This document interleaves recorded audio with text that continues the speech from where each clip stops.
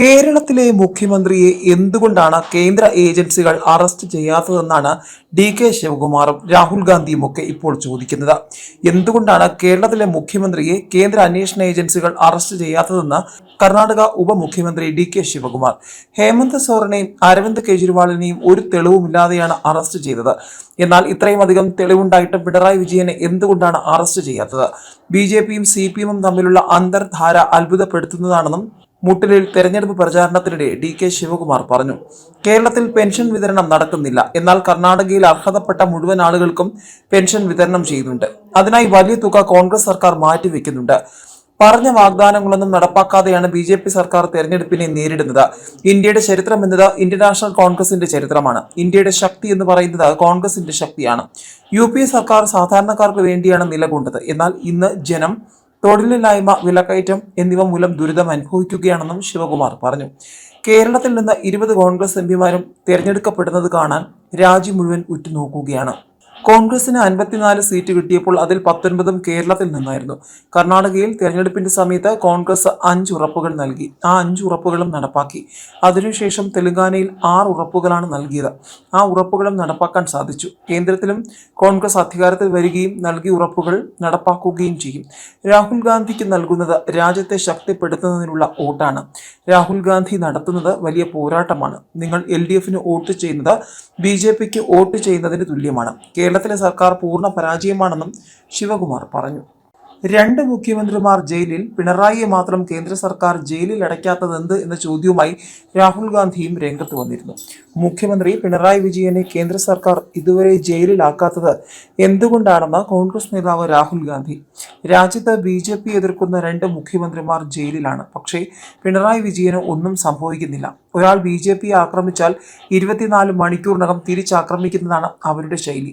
വിമർശനവും എതിർപ്പും സത്യസന്ധമായാൽ മാത്രമേ BJP പിന്നാലെ വന്ന് ആക്രമിക്കൂവെന്ന് രാഹുൽ ഗാന്ധി പറഞ്ഞു. കേരളത്തിലെ മുഖ്യമന്ത്രി 24 മണിക്കൂറും തന്നെ ആക്രമിക്കുകയാണെന്നും രാഹുൽ കുറ്റപ്പെടുത്തി. അദാനിക്കെതിരെ പ്രസംഗിച്ചതിന് പിന്നാലെ തന്നെ ലോക്സഭയിൽ നിന്ന് പുറത്താക്കി. താമസിച്ചിരുന്ന വീട്ടിൽ നിന്ന് പോലും പുറത്താക്കി. ഇന്ത്യ മുഴുവൻ തനിക്ക് വീടുണ്ടെന്നും മോശപ്പെട്ട വീട്ടിൽ നിന്നും പുറത്താക്കിയതിൽ സന്തോഷമേ ഉള്ളൂവെന്നും അദ്ദേഹം കൂട്ടിച്ചേർത്തു. കണ്ണൂരിൽ തെരഞ്ഞെടുപ്പ് പ്രചാരണ യോഗത്തിൽ പ്രസംഗിക്കുകയായിരുന്നു രാഹുൽ. BJPക്കും RSSനുമെതിരെ ശക്തിയുക്തം പോരാടുന്ന ഒരാളാണ് താൻ.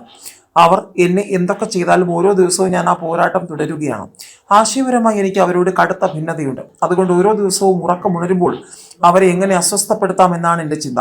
ഞാൻ പാർലമെന്റിലൂടെ നടക്കുമ്പോൾ അവിടെയുള്ള BJPക്കാർ പറയുന്നത് ഈ മനുഷ്യൻ 24 മണിക്കൂറും ഞങ്ങളെ ശല്യപ്പെടുത്തിക്കൊണ്ടിരിക്കുന്നുവെന്നാണ്. ഇങ്ങനെ അവർക്കെതിരെ പോരാടുമ്പോൾ ഞാൻ അതിന് വലിയ വില കൊടുക്കേണ്ടി വരുന്നുണ്ട്. അവരുടെ മാധ്യമങ്ങളും ചാനലുകളും എന്നെ 24 മണിക്കൂറും അധിക്ഷേപിച്ചു കൊണ്ടിരിക്കുകയാണ്. ഈ രാജ്യം മുഴുവൻ എൻ്റെ പ്രതിച്ഛായ അവർ നശിപ്പിക്കുന്നു. എൻ്റെ ലോക്സഭാംഗത്വം അവർ എടുത്തു കളഞ്ഞു. ഞാൻ അദാനിക്കെതിരെ ഒരു പ്രസംഗം നടത്തി. ഏതാനും ദിവസങ്ങൾക്കുള്ളിലാണ് ലോക്സഭയിൽ നിന്നും എന്നെ പുറത്താക്കിയത്. ഒരു ദിവസം 12 മണിക്കൂർ വെച്ച് 55 മണിക്കൂറാണ് ED എന്നെ ചോദ്യം ചെയ്തത്. ഞാൻ താമസിച്ചിരുന്ന വീടിന്റെ താക്കോൽ അവർക്ക് കൊടുത്തു. അവർ എന്നെ ആ വീട്ടിൽ നിന്ന് തന്നെ പുറത്താക്കി. എനിക്ക് വലിയ സന്തോഷം തോന്നി. ആ വൃത്തികെട്ട വീട് എനിക്ക് വേണ്ട. എനിക്ക് ഈ രാജ്യത്തെ ജനങ്ങളുടെ ലക്ഷക്കണക്കിന് വീടുകളുണ്ടെന്ന് ഞാൻ അവരോട് പറഞ്ഞു. കേരളത്തിലും ഉത്തർപ്രദേശിലും അസമിലുമുള്ള ജനങ്ങളുടെ ഹൃദയത്തിലാണ് എൻ്റെ വീട്. കന്യാകുമാരിയിൽ നിന്ന് കേരളത്തിലൂടെ കശ്മീർ വരെ ഞാൻ 4000-ലധികം കിലോമീറ്ററുകൾ നടന്നു. അന്നു മുതലുള്ള മുട്ടുവേദന ഇപ്പോഴും എന്നെ അലട്ടിക്കൊണ്ടിരിക്കുകയാണ്. ഇനി ഒരു കാര്യം ചോദിക്കട്ടെ, BJP എതിർക്കുന്ന എനിക്ക് സംഭവിക്കുന്ന ഇക്കാര്യങ്ങളൊന്നും എന്തുകൊണ്ടാണ് കേരളത്തിലെ മുഖ്യമന്ത്രിക്ക് സംഭവിക്കാത്തത്? എന്തുകൊണ്ടാണ് അദ്ദേഹത്തിന്റെ നിയമസഭാംഗത്വം എടുത്തു കളയാത്തത്?